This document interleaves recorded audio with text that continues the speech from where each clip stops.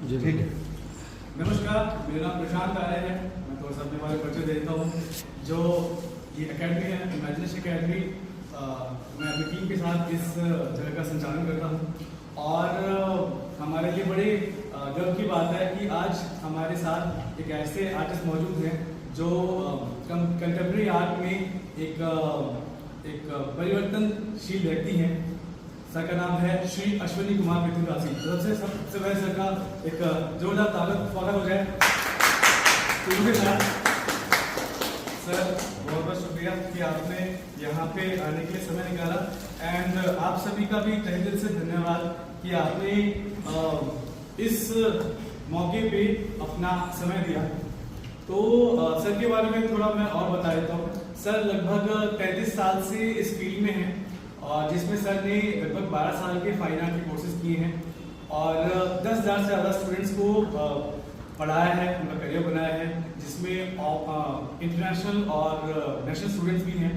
और इसके अलावा सर ने इंटरनेशनल लेवल पर कई सारे विजिट्स किए हैं जो कि म्यूजियम्स और अकेडमीज इंस्टीट्यूशंस में हैं, जैसे कि अमेरिका है, फ्रांस हुआ, पेरिस हुआ, लंदन हुआ, इटली हुआ और भी कई सारी कंट्रीज हैं जहाँ पे सर ने आर्ट का एक बड़ा अनुभव किया और अपने बल्कि कई सारे स्टूडेंट को, खुद ही नहीं अपने स्टूडेंट्स को भी साथ में वहाँ पे एक्सपीरियंस दिलवाया।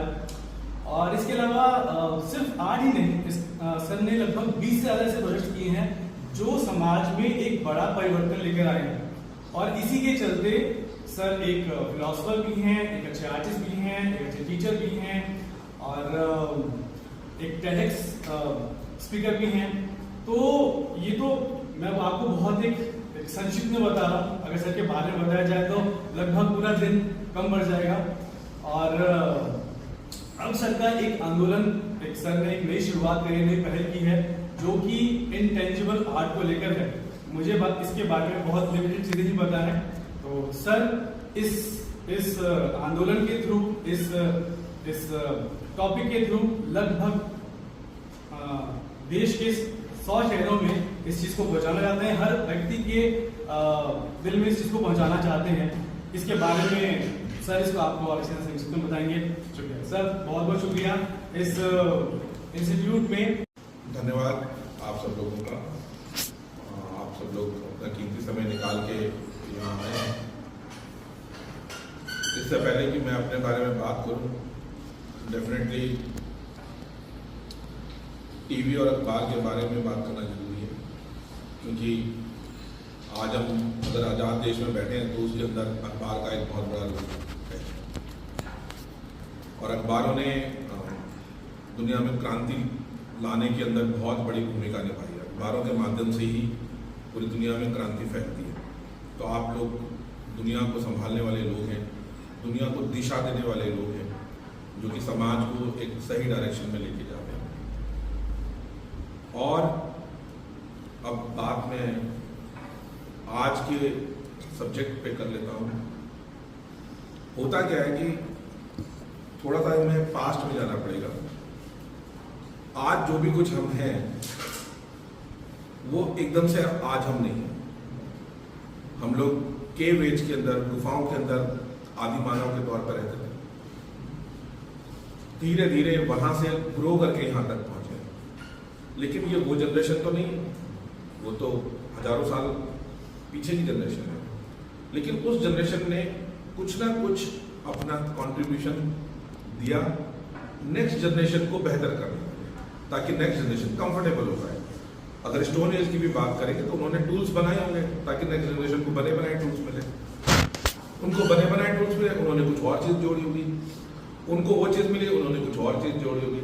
और करते करते करते करते करते आज जो है मानव जाति जो है 2025 जो भी है काल, यहाँ हम लोग पहुँच चुके हैं।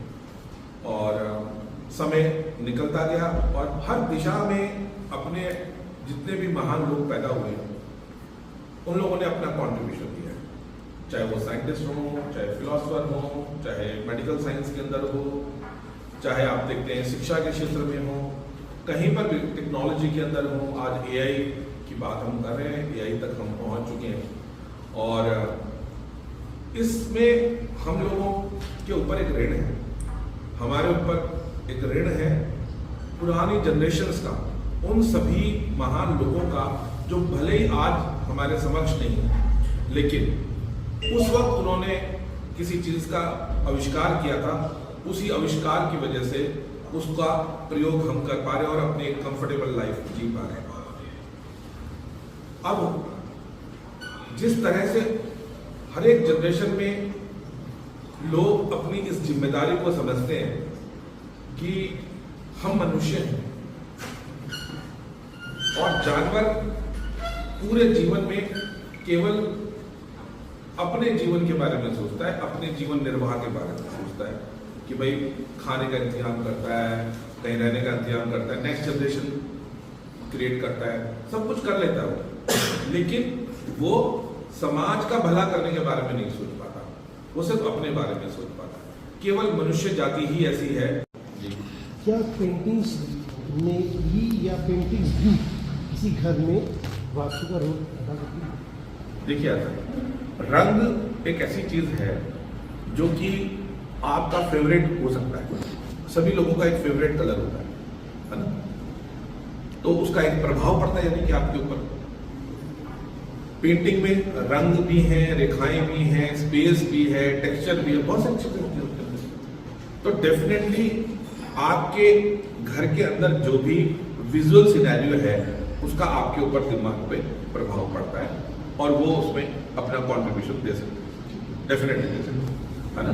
कोई अगर गलत पेंटिंग लगी होगी, गलत सब्जेक्ट पे लगी होगी, तो डेफिनेटली आपको धीरे धीरे देखते देखते वो इरिटेट करने लगेगी। और यदि वो सही सब्जेक्ट पे लगी हुई है और वहाँ के जो लोग हैं उनकी विचारधारा के अनुरूप लगी हुई है, तो आप हमेशा प्रसन्न चित्त उस घर में अपने आप को महसूस करें।